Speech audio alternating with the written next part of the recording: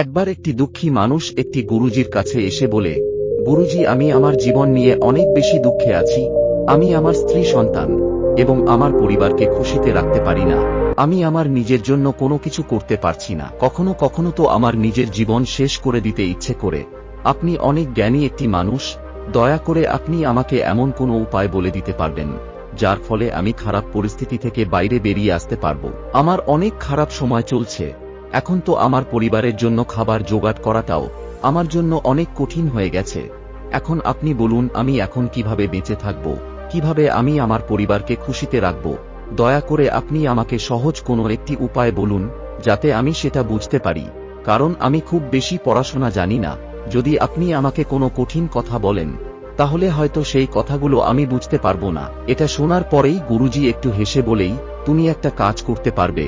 সামনে যে উঁচু পাহাড়টা দেখতে পাচ্ছ, ওই পাহাড়ের উপর একটি মন্দির আছে। ওই মন্দিরের পাশেই পিঁপড়ের বাসা আছে, যেখানে হাজার পিঁপড়ে বসবাস করে। তোমরা হয়তো শুনতে একটু অদ্ভুত মনে হবে, কিন্তু এই পিঁপড়েগুলো মন্দিরের নিচের মাটিগুলোকে খারাপ করে দিচ্ছে, যে কারণে মন্দিরের চারপাশে কোনো গাছ জন্ম নিতে পারে না। তুমি আমার একটি কাজ করে দাও, এরপরে আমি তোমাকে তোমার প্রশ্নের উত্তর দিয়ে দেব।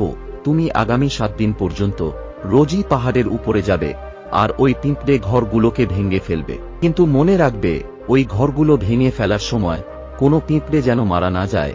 এরপরে ওই মানুষটি পরের দিন সকালে ওই পাহাড়ের উপরে চলে যায়, আর সেখানে গিয়ে দেখে অনেকগুলো পিঁপড়ে নিজের খাবার জোগাড় করার জন্য ঘুরে বেড়াচ্ছে।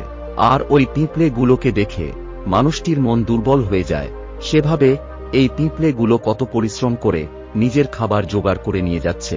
আমি যদি এখন এদের ঘর ভেঙে দিই তাহলে এদের কত খারাপ লাগবে।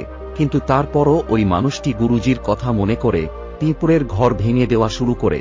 কিছুক্ষণের মধ্যেই চারিদিকে পিঁপড়েগুলো ছোটাছুটি শুরু করে দেয়, আর সবশেষে ওই পিঁপড়ের ঘর ভেঙে দিয়ে ওই লোকটি দুঃখী মনে নিজের বাড়ি ফিরে আসে। ওই লোকটির মনে অনেক বেশি আফসোস ছিল।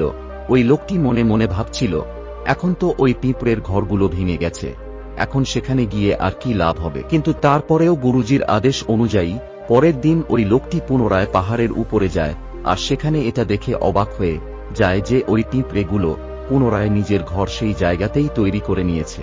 আর এখন পুনরায় পিঁপড়েগুলো খাবার জোগাড় করার জন্য চারিদিকে ছুটে বেড়াচ্ছে। ওই মানুষটি এই দৃশ্য দেখে ভাবে, এই পিঁপড়েগুলো কত বোকা। এরা জানে যে গতকাল তাদের ঘর এখানে ভেঙে দেওয়া হয়েছিল, কিন্তু তারপরও সেই একই জায়গাতে পুনরায় নিজের ঘর তৈরি করছে। এরপরে ওই লোকটি পুনরায় গুরুজির কথা অনুযায়ী ওই পিঁপড়ের ঘরগুলোকে ভেঙে দেয়, আর সেখানে থাকা পিঁপড়েগুলো নিজের জীবন বাঁচানোর জন্য এদিক ওদিক পালিয়ে যেতে থাকে। আর পুনরায় যাতে পিঁপড়েগুলো তাদের ঘর তৈরি করতে না পারে, এই জন্য ওই লোকটি সেখানে ঠান্ডা জল ঢেলে দিয়ে আসে। আর এভাবেই নিজের কাজটা পূর্ণ করে ওই লোকটি পুনরায় নিজের বাড়ি ফিরে আসে। রাতে ঘুমানোর আগে লোকটি চিন্তা করে, গুরুজি কি আমাকে দিয়ে সঠিক কাজ করাচ্ছেন? কিন্তু তখনও লোকটি ভাবে, প্রথমে আমি আমার কাজ শেষ করি, তারপর আমি বুঝতে পারব গুরুজি আমার কাছ থেকে এই কাজ কেন করিয়েছেন। এবং এই চিন্তা করে মানুষ ঘুমিয়ে পড়ে। পরের দিন সকালে আবার লোকটি পাহাড়ে যায় এবং সেখানে গিয়ে সে এটা দেখে খুব খুশি হয়। এখন আর কোনো পিঁপড়ের বাসা ছিল না, সব পিঁপড়ে সেখান থেকে পালিয়েছে। তারপর সেই লোকটি ভাবল, এখন আমাকে রোজ আসার দরকার নেই, কারণ এই পিঁপড়েরা তাদের বাড়ি বদলে নিয়েছে।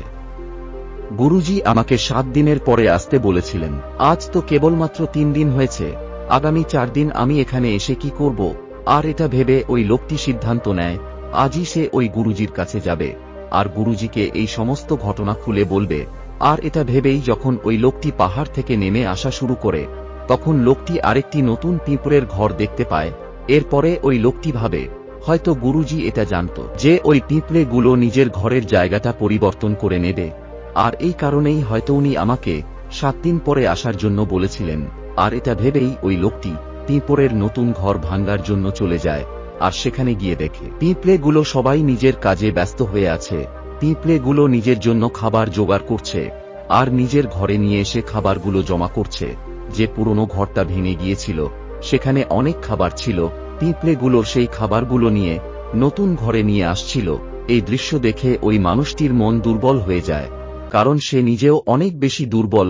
ওই মানুষটির মনে ওই পিঁপড়ের প্রতি দয়া আসে। ওই মানুষটি চাইছিল ওই পিঁপড়েদেরকে সাহায্য করতে, কিন্তু ওই গুরুজির কথাটা মনে করে লোকটি পুনরায় ঘর ভেঙে দেওয়ার সিদ্ধান্ত নেয়, আর লোকটি পুনরায় ওই পিঁপড়ের ঘর ভেঙে দেয়। এরপরে ওই লোকটি অনেক দুঃখের সঙ্গে বাড়ি ফিরে আসে, কারণ সে পিঁপড়ের নতুন ঘরটাও ভেঙে দিয়েছে। এখন সে নিজেকে অনেক খারাপ মানুষ মনে করছিল, কিন্তু তারপরে ওই গুরুজির কথা মেনে নিয়ে অনেক দুঃখী মনের সঙ্গে ঘুমিয়ে পড়ে। আর পরের দিন যখন লোকটি পুনরায় পাহাড়ের উপরে পৌঁছায়, তখন ওই লোকটি এটা দেখে অবাক হয়ে যায় যে এইবার ওই পিঁপড়েগুলো আরেকটি নতুন জায়গায় নিজের ঘর তৈরি করে নিয়েছে। আর এখন ওই পিঁপড়েগুলো যেন আগের থেকে অনেক বেশি এনার্জির সঙ্গে কাজ করছে। আর মাত্র এক রাতেই ওই পিঁপড়েগুলো আগের থেকে বড় ঘর তৈরি করে ফেলেছে। আর এখন পুনরায় ওই পিঁপড়েগুলো নিজের খাবার জোগাড় করতে ব্যস্ত হয়ে আছে। এইসব কিছু দেখে মানুষটি ভাবে, এই পিঁপড়েগুলোর মধ্যে এত সাহস কোথায় থেকে আসে? আমি বারবার এদের ঘর ভেঙে দিয়ে এদের তাড়িয়ে দেবার চেষ্টা করছি, আর বারবার এরা নিজের ঘর তৈরি করে নিচ্ছে। এরা কি জানে না আমি এদেরকে এখানে কখনোই থাকতে দেব না? এই ছোট পিঁপড়েগুলো কোনোভাবেই হার মানছে না। আর এরপরে ওই লোকটি এইবার অনেক রাগের সঙ্গে ওই পিঁপড়ের ঘর ভেঙে দেয়, আর এইবার অনেকগুলো পিঁপড়ে সেখানে মারা যায়। আর ওই মৃত পিঁপড়েগুলো দেখার পরে ওই লোকটির মন আরো খারাপ হয়ে যায়, আর সে কান্না করতে করতে নিজের বাড়ি ফিরে আসে। রাতে ঘুমানোর আগে ওই লোকটি চিন্তা করে, আমি এই পিঁপড়েগুলোর উপরে অনেক বেশি অত্যাচার করেছি, এর থেকে বেশি অত্যাচার আমি আর করতে পারবো না। আর এটা ভেবেই পরের দিন ওই লোকটি খাবার নিয়ে ওই পিঁপড়েগুলোর কাছে পৌঁছে যায়। আজ ওই লোকটির মনে পিঁপড়েগুলোর জন্য ভালোবাসা ছিল। আজ ওই লোকটি পিঁপড়েগুলোকে সাহায্য করতে চাইছিল।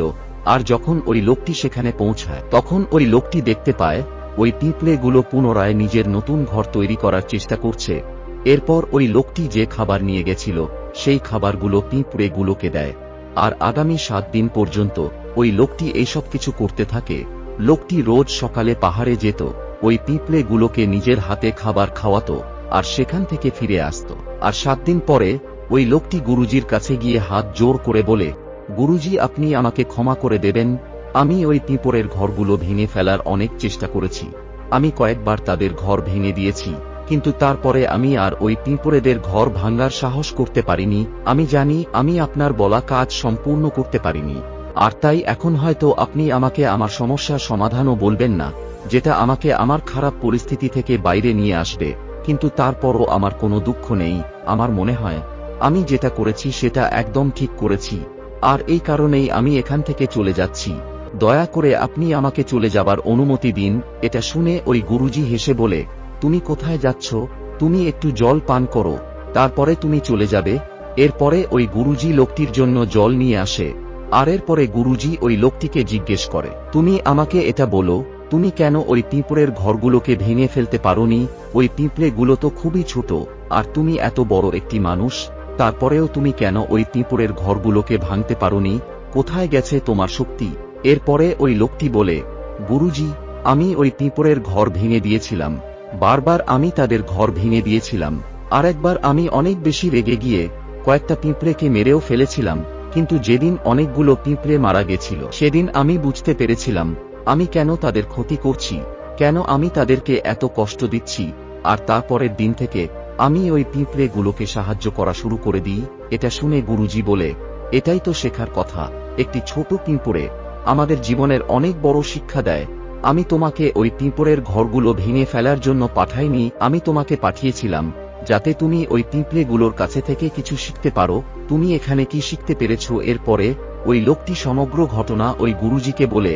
এরপরে গুরুজি হেসে বলে, প্রথম যে শিক্ষা তুমি পিঁপড়ের কাছে থেকে নিতে পারো সেটা হলো, তুমি যতবার ওই পিঁপড়ের ঘর ভেঙে ফেলার চেষ্টা করেছো, কিন্তু বারবার তারা নিজের জন্য নতুন ঘর তৈরি করে নিয়েছে, তারা কখনোই হার মেনে নেয়নি। যদি এই পিঁপড়েগুলো হার মেনে নিত, তাহলে তুমি দ্বিতীয় দিনে পিঁপড়েগুলোকে আর দেখতে পেতে না।